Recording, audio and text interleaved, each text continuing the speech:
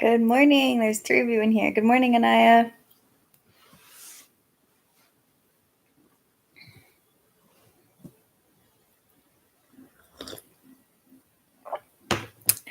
Good morning, Reed.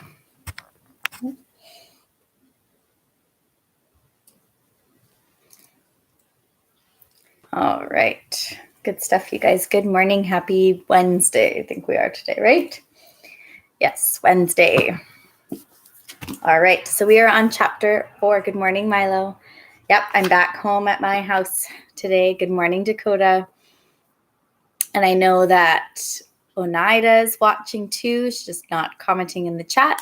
And I'm not sure if Cade's there today, but if you are, good morning, Cade. And maybe Jackson's there this morning. We'll have to wait and see.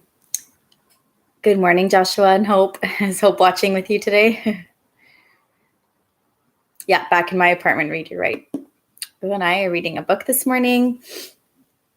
Yeah, I came back yesterday afternoon, so it's nice to be back in my own space again.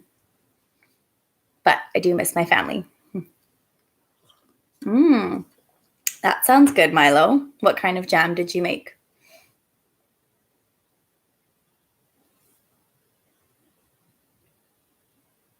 Anaya, what book are you reading, Anaya? Are you following along with Harry Potter, or are you reading a different one?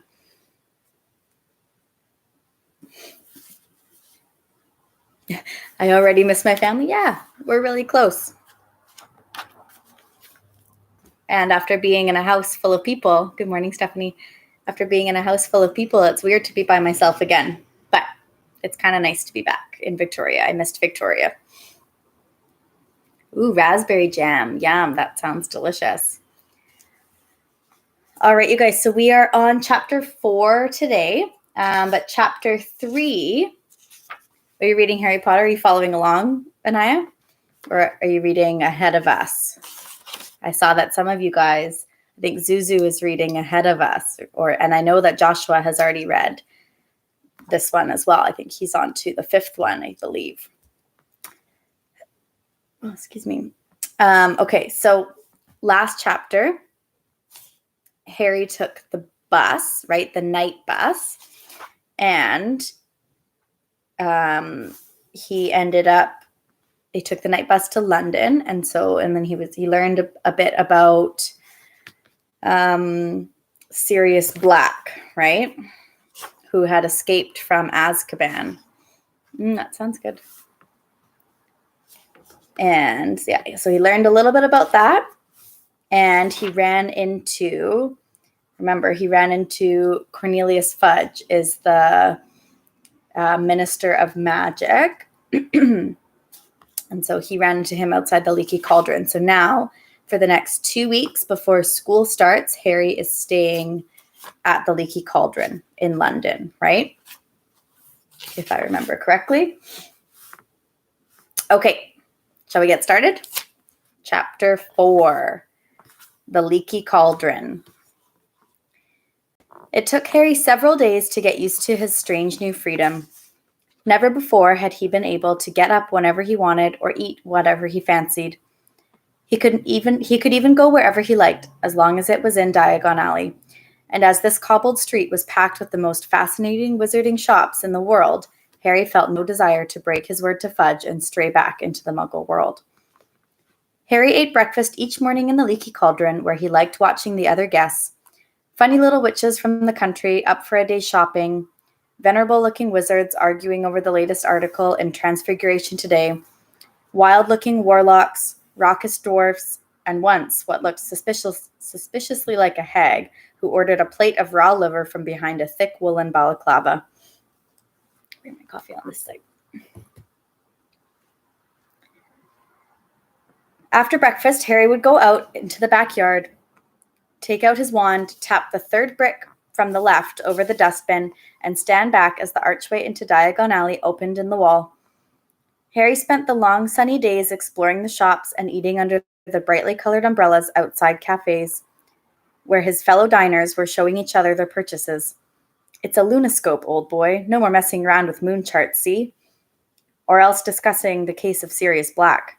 Personally, I won't let any of the children out alone until he's back in Azkaban. Good morning, Mila. Harry didn't have to do his homework under the blankets by torchlight anymore. Now he could sit in the bright sunshine outside Florian Fortescue's ice cream parlor, finishing all his essays with occasional help from Florian Fortescue himself, who, apart from knowing a great deal about medieval witch burnings, gave Harry free Sundays every half hour. Once Harry had refilled his money bag with gold galleons, silver sickles, and bronze nuts from his vault at Gringotts, he needed to exercise a lot of self-control not to spend the whole lot at once. He had to keep reminding himself that he had 5 years to go at Hogwarts and how it would feel to ask the Dursleys for money for spellbooks, to stop himself buying a handsome set of solid gold gobstones, a wizarding game rather like marbles, in which the stones squirted a nasty-smelling liquid into the other player's face when they lost a point. Oh, that's great, Anaya. I'm glad that you guys are doing that.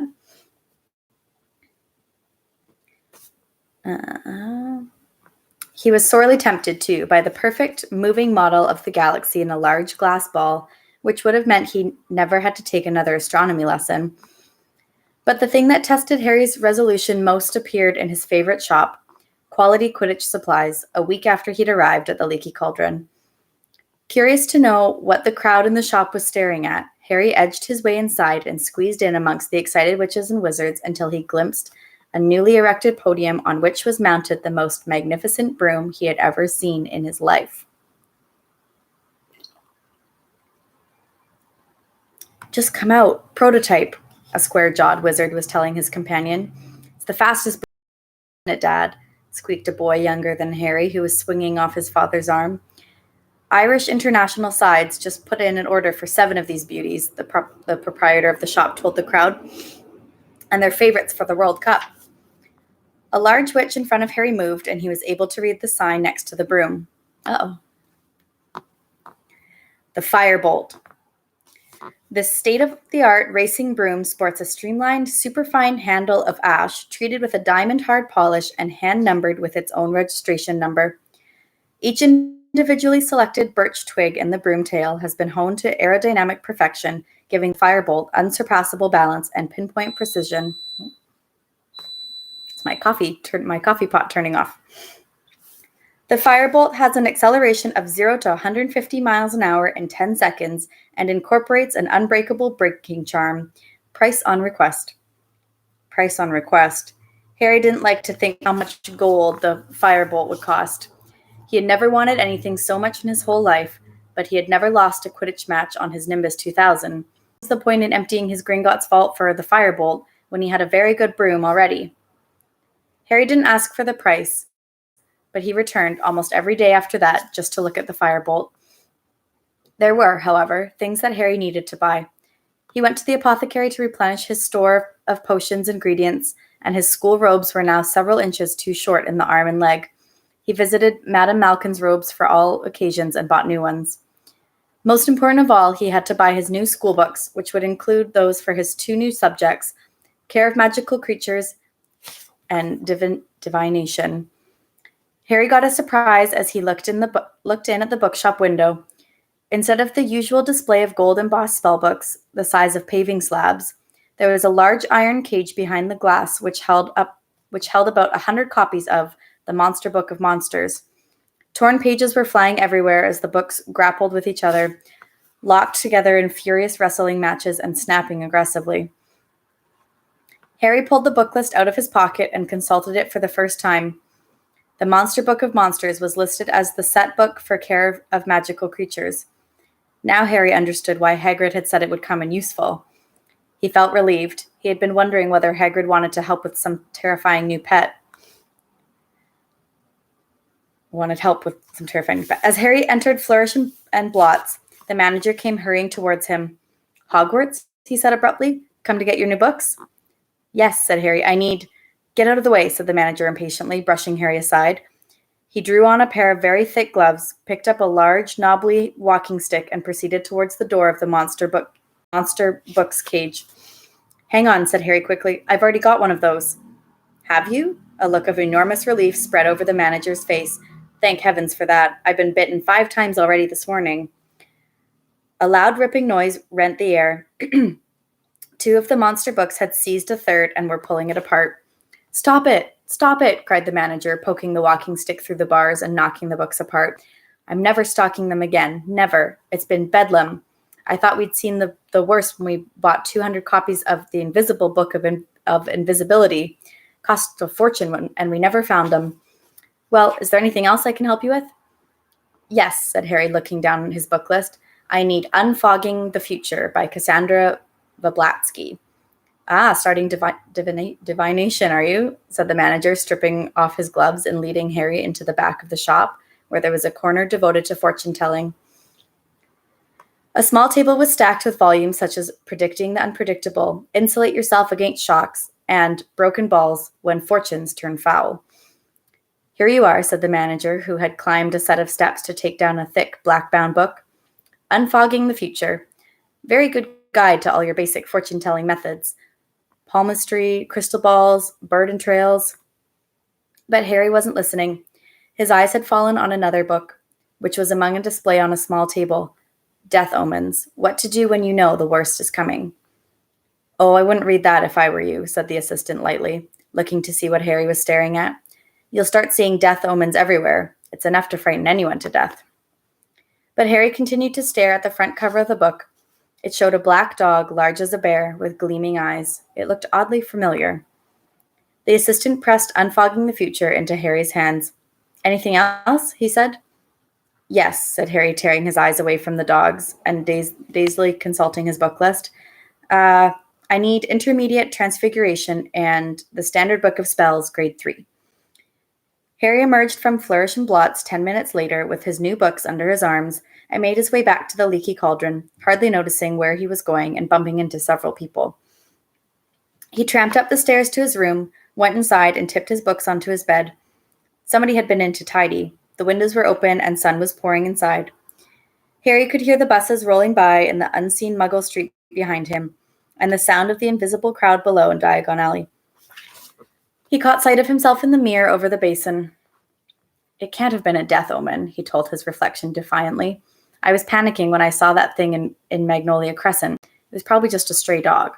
You guys remember when he saw those eyes, we read that it looked like a giant black dog in the alleyway?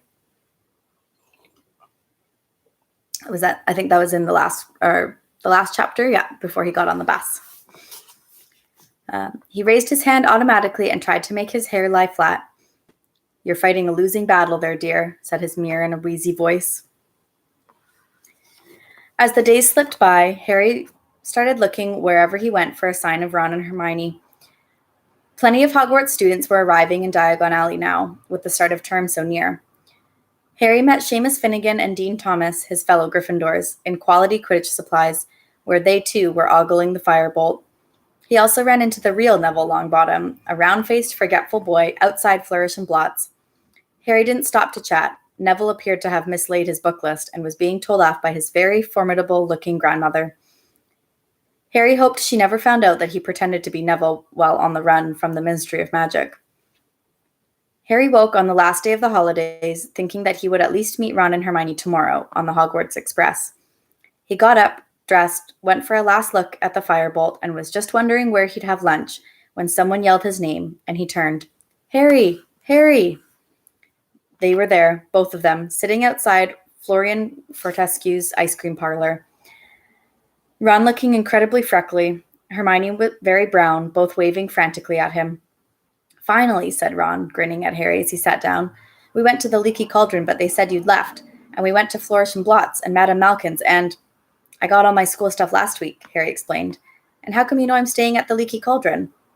"Dad," said Ron simply. Mr. Weasley, who worked at the Ministry of Magic, would of course have heard the whole story of what happened to Aunt Marge. "Did you really blow up your aunt, Harry?" said Hermione in a very serious voice. "I didn't mean to," said Harry, while Ron roared with laughter. "I just lost control." "It's not funny, Ron," said Hermione sharply. "Honestly, I'm amazed Harry wasn't expelled." "So am I," admitted Harry. "Forget expelled. I thought I was going to be arrested." He looked at Ron. "Your dad doesn't know why Fudge let me off, does he?" "Probably because it's you, isn't it?" shrugged Ron, still chuckling. "Famous Harry Potter and all that. I'd hate to see what the ministry'd do to me if I blew up an ant. Mind you, they'd have to dig me up first because Mum would have killed me. Anyway, you can ask Dad yourself this evening. We're staying at the Leaky Cauldron tonight too, so you can come to King's Cross with us tomorrow. Hermione's there as well. Hermione nodded, beaming. Mum and Dad dropped me off this morning with all my Hogwarts things. Excellent, said Harry happily. So, have you got all your new books and stuff? Look at this, said Ron, pulling a long, thin box out of a bag and opening it.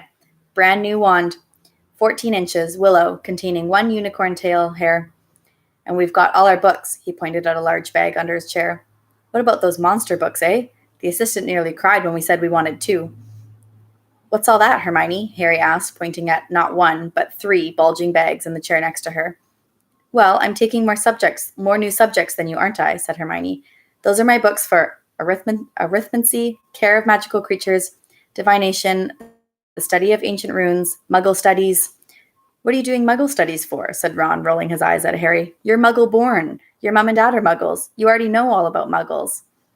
But it'll be fascinating to study them from the wizarding point of view, said Hermione earnestly. Are you planning to eat or sleep at all this year, Hermione? Asked Harry while Ron snickered. Hermione ignored them. I've still got 10 galleons, she said, checking her purse. It's my birthday in September, and Mum and Dad gave me some money to get myself an early birthday present. How about a nice book? Said Ron innocently. No, I don't think so, said Hermione composedly. I really want an owl. I mean, Harry's got Hedwig, and you've got Errol. I haven't, said Ron. Errol's a family owl. All I've got is Scabbers. He pulled his pet rat out of his pocket. And I want to get him checked over, he added, placing Scabbers on the table in front of them. I don't think Egypt agreed with him. Scabbers was looking thinner than usual, and there was a definite droop to his whiskers. There's a magical creature shop just over there, said Harry, who knew Diagon Alley very well by now. You can see if they've got anything for Scabbers, and Hermione can get her owl. So they paid for their ice creams and crossed the street to the magical menagerie. There wasn't much room inside. Every inch of wall was hidden by cages. It was smelly and very noisy because the occupants of these cages were all squeaking, squawking, jabbering, or hissing. The witch behind the counter was already advising a wizard on the care of double-ended newts, so Harry, Ron, and Hermione waited, examining the cages. A pair of enormous purple toads sat gulping wetly and feasting on dead blowflies. A gigantic tortoise with a jewel-encrusted shell was glittering near the window. Poisonous orange snails were oozing slowly up the side of their glass tank, and a fat white rabbit kept changing into a silk top hat and back again with a loud popping noise. Then there were cats of every color, a noisy cage of ravens, a basket of funny custard-colored fur balls that were humming loudly, and, on the counter, a vast cage of sleek black rats which were playing some sort of skipping game using their long bald tails. The double-ended newt wizard left, and Ron approached the counter. It's my rat, he told the witch. He's been a bit off color ever since I brought him back from Egypt. Bang him on the counter, said the witch, pulling a pair of heavy black spectacles out of her pocket. Ron lifted Scabbers out of his inside pocket and placed him next to the cage of his fellow rats, who stopped their skipping tricks and scuffled to the wire for a better look. Like nearly everything Ron owned, Scabbers the rat was second-hand. He had once belonged to Ron's brother Percy, and a bit battered. Next to the glossy rats in the cage, he looked especially woebegone. Said the witch, picking Scabbers up. How old is this rat? Dunno, said Ron. Quite old. He used to belong to my brother. What powers does he have? Said the witch, examining Scabbers closely. Said Ron. The truth was that Scabbers had never shown the faintest trace of interesting powers. The witch's eyes moved from Scabbers' tattered left ear to his front paw, which had a toe missing, and tutted loudly. He's been through the mill, this one, she said. He was like that when Percy gave him to me, said Ron defensively. An ordinary common garden rat like this can't be expected to live longer than 3 years or so, said the witch. Now, if you were looking for something a bit more hard-wearing, you might like one of these. She indicated the black rats, who promptly started skipping again. Ron muttered. Show-offs. Well, if you don't want a replacement, you can try this rat tonic, said the witch, reaching under the counter and bringing out a small red bottle. Okay, said Ron. How much? Ouch! Ron buckled as something huge and orange came soaring from the top of the highest cage, landed on his head, and then propelled itself, spitting madly at Scabbers. No, Crookshanks, no, cried the witch. But Scabbers shot from between her hands like a bar of soap, landed splay-legged on the floor, and then scampered for the door. "Scabbers!" Ron shouted, hurrying out of the shop after him. Harry followed. It took them nearly 10 minutes to find Scabbers, who had taken refuge under a wastepaper bin outside Quality Quidditch Supplies. Ron stuffed the trembling rat back into his pocket and straightened up, massaging his head. "What was that?" "It was either a very big cat or quite a small tiger," said Harry. "Where's Hermione?" "Probably getting her owl." They made their way back up the crowded street to the magical menagerie. As they reached it, Hermione came out, but she wasn't carrying an owl. Her arms were clamped tightly around the enormous ginger cat. "You bought that monster?" said Ron, his mouth hanging open. "He's gorgeous, isn't he?" said Hermione, glowing. That was a matter of opinion, thought Harry. The cat's ginger fur was thick and fluffy, but it was definitely a bit bow-legged, and its face looked grumpy and oddly squashed, as though it had run headlong into a brick wall. Now that Scabbers was out of sight, however, the cat was purring contentedly in Hermione's arms. "Hermione, that thing nearly scalped me," said Ron. "He didn't mean to, did you, Crookshanks?" said Hermione. "And what about Scabbers?" said Ron, pointing at the lump in his chest pocket. "He needs rest and relaxation. How's he going to get it with that thing around?" "That reminds me, you forgot your rat tonic," said Hermione, slapping a small red bottle into Ron's hand. "And stop worrying. Crookshanks will be sleeping in my dormitory and Scabbers in yours.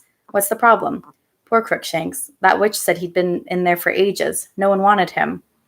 "I wonder why," said Ron sarcastically as they set off towards the leaky cauldron. They found Mr. Weasley sitting in the bar reading the Daily Prophet. "Harry," he said, smiling as he looked up. "How are you?" "Fine, thanks," said Harry as he, Ron, and Hermione joined Mr. Weasley with all their shopping. Mr. Weasley put down his paper, and Harry saw the now familiar picture of Sirius Black staring up at him. "They still haven't caught him, then?" he asked. "No," said Mr. Weasley, looking extremely grave. "They've pulled us all off our regular jobs at the Ministry to try and find him, but no luck so far." "Would we get a reward if we caught him?" asked Ron. "It'd be good to get some more money." "Don't be ridiculous, Ron," said Mr. Weasley, who, on closer inspection, looked very strained. "Black's not going to be caught by a 13-year-old wizard. It's the Azkaban guards who'll get him back. You mark my words." At that moment, Mrs. Weasley entered the bar, laden with shopping, and followed by the twins, Fred and George, who were about to start their 5th year at Hogwarts. The newly elected head boy, Percy, and the Weasleys' youngest child and only girl, Ginny. Ginny, who had always been very taken with Harry, seemed even more heartily embarrassed than usual when she saw him, perhaps because he had saved her life during their last term at Hogwarts. She went very red and muttered, "Hello," without looking up at him. Percy, however, held out his hand solemnly as though he and Harry had never met and said, "Harry, how nice to see you." "Hello, Percy," said Harry, trying not to laugh. "I hope you're well," said Percy pompously, shaking hands. It was rather like being introduced to the mayor. "Very well, thanks." "Harry," said Fred, elbowing Percy out of the way and bowing deeply. "Simply splendid to see you, old boy." "Marvelous," said George, pushing Fred aside and seizing Harry's hand in return. "Absolutely spiffing." Percy scowled. "Enough now," said Mrs. Weasley. "Mum," said Fred, as though he'd only just spotted her, and seized her hand too. "How really corking to see you." "I said that's enough," said Mrs. Weasley, depositing her shopping in an empty chair. "Hello, Harry, dear. I suppose you've heard our exciting news?" She pointed at the brand new silver badge on Percy's chest. "Second head boy in the family," she said, swelling with pride. "And last," Fred muttered under his breath. "I don't doubt that," said Mrs. Weasley, frowning suddenly. "I notice they haven't made you two prefects."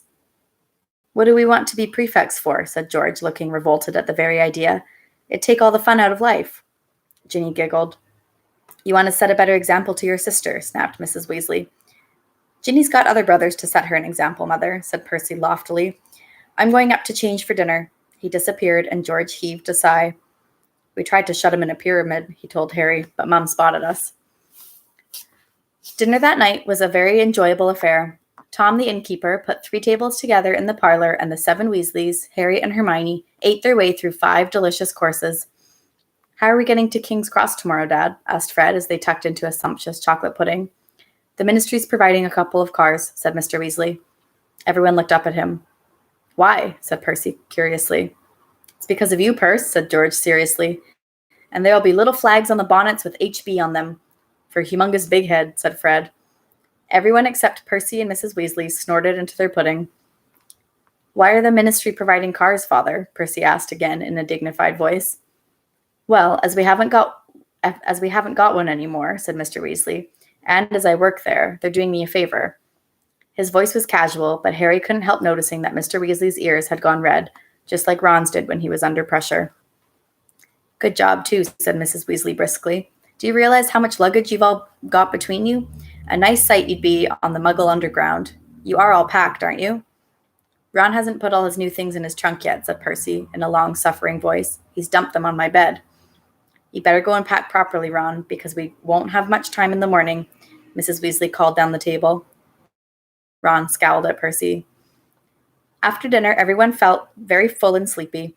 One by one, they made their way upstairs to their rooms to check their things for the next day. Ron and Percy were next door to Harry. He had just closed and locked his own trunk when he heard angry voices through the wall and went to see what was going on.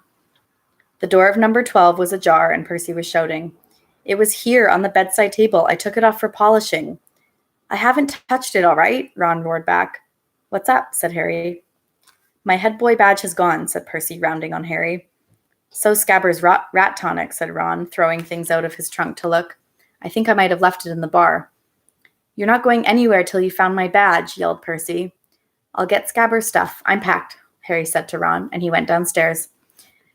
Harry was halfway along the passage to the bar, which was now very dark, when he heard another pair of angry voices coming from the parlor. A second later, he recognized them as Mr. and Mrs. Weasley's. He hesitated, not wanting them to know he'd heard them rowing, or fighting, when the sound of his own name made him stop, then move closer to the parlor door. Makes no sense not to tell him, Mr. Weasley was saying heatedly. Harry's got a right to know. I've tried to tell Fudge, but he insists on treating Harry like a child. He's 13 years old, and— Arthur, the truth would terrify him, said Mrs. Weasley shrilly. Do you really want to send Harry back to school with that hanging over him? For heaven's sake, he's happy not knowing. I don't want to make him miserable. I want to put him on his guard, retorted Mr. Weasley. You know what Harry and Ron are like, wandering off by themselves. They've ended up in the Forbidden Forest twice, but Harry mustn't do that this year. When I think what could have happened to him that night he ran away from home. If the night bus hadn't picked him up, I'm prepared to bet he would have been dead before the ministry found him. But he's not dead. He's fine. So what's the point? Molly, they say Sirius Black's mad, and maybe he is, but he was clever enough to escape from Azkaban, and that's supposed to be impossible. It's been 3 weeks, and no one's seen hide nor hair of him, and I don't care what Fudge keeps telling the Daily Prophet. We're no nearer catching Black than inventing self-spelling wands. The only thing we know for sure is what Black's after. But Harry will be perfectly safe at Hogwarts. We thought Azkaban was perfectly safe. If Black can break out of Azkaban, he can break into Hogwarts. But no one's really sure that Black's after Harry. There was a thud on wood, and Harry was sure Mr. Weasley had banged his fist on the table. Molly, how many times do I have to tell you? They didn't report it in the press because Fudge wanted it kept quiet. But Fudge went out to Azkaban the night Black escaped. The guards told Fudge that Black's been talking in his sleep for a while now. Always the same words. He's at Hogwarts. He's at Hogwarts. Black is deranged, Molly, and he wants Harry dead. If you ask me, he thinks murdering Harry will bring you-know-who back to power. Black lost everything the night Harry stopped you-know-who, and he's had 12 years alone in Azkaban to brood on that. There was a silence. Harry leaned still closer to the door, desperate to hear more. Well, Arthur, you must do what you think is right, but you're forgetting Albus Dumbledore. I don't think anything could hurt Harry at Hogwarts while Dumbledore's headmaster. I suppose he knows all about this? Of course he knows. We had to ask him if he minds the Azkaban guards stationing themselves around the entrances to the school grounds. He wasn't happy about it, but he agreed. Not happy? Why shouldn't he be happy if they're there to catch Black? Dumbledore isn't fond of the Azkaban guards, said Mr. Weasley heavily. Nor am I, if it comes to that. But when you're dealing with a wizard like Black, you sometimes have to join forces with those you'd rather avoid. If they save Harry, then I will never say another word against them, said Mr. Weasley wearily. It's late, Molly. We'd better go up. Harry heard chairs move. As quietly as he could, he hurried down the passage to the bar and out of sight. The parlor door opened, and a few seconds later, footsteps told him that Mr. and Mrs. Weasley were climbing the stairs. The bottle of rat tonic was lying under the table they had sat at earlier. Harry waited until he heard Mr. and Mrs. Weasley's bedroom door close, then headed back upstairs with the bottle. Fred and George were crouching in the shadows on the landing, heaving with laughter as they listened to Percy dismantling his and Ron's room in the search for his badge. "We've got it," Fred whispered to Harry. "We've been improving it." The badge now read, "Big Head Boy." Harry forced a laugh, went to give Ron the rat tonic, then shut himself in his room and lay down on his bed. So Sirius Black was after him. That explained everything. Fudge had been lenient with him because he was so relieved to find him alive. He'd made Harry promise to stay in Diagon Alley, where there were plenty of wizards to keep an eye on him. And he was sending 2 ministry cars to take them all to the station tomorrow so that the Weasleys could look after Harry until he was on the train. Harry lay listening to the muffled shouting next door and wondered why he didn't feel more scared. Sirius Black had murdered 13 people with one curse. Mr. and Mrs. Weasley obviously thought Harry would be panic-stricken if he knew the truth.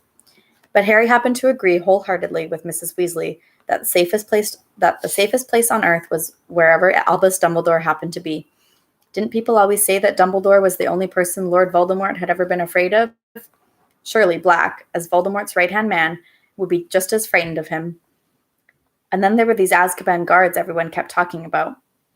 They seemed to scare most people senseless, and if they were stationed all around the school, Black's chances of getting inside seemed very remote. No, all in all, the thing that bothered Harry most was the fact that his chances of visiting Hogsmeade now looked like zero. Nobody would want Harry to leave the safety of the castle until Black was caught. In fact, Harry suspected his every move would be carefully watched until the danger had passed. He scowled at the dark ceiling. Did they think he couldn't look after himself? He'd escaped Lord Voldemort 3 times. He wasn't completely useless. Unbidden, the image of the beast in the shadows of Magnolia Crescent crossed his mind. What to do when you know the worst is coming? "I'm not going to be murdered," Harry said out loud. "That's the spirit, dear," said his mirror sleepily. And that's the end of chapter 4. That was a bit of a longer one today. So we learned a little bit more about what's been going on and about why everyone was okay with Harry leaving the Dursleys a little bit early and for using magic, right? So I think tomorrow might be an exciting chapter because they're going to go to Hogwarts, and then maybe we'll learn a little bit more about those Azkaban guards, hey?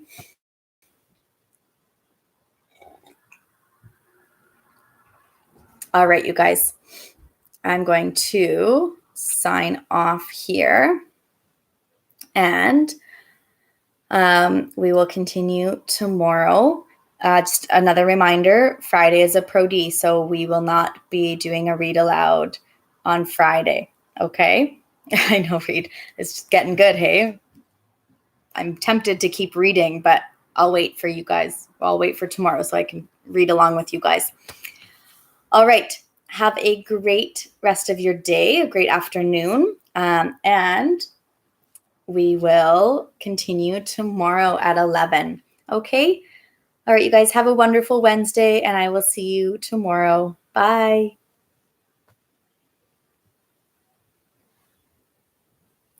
Oh,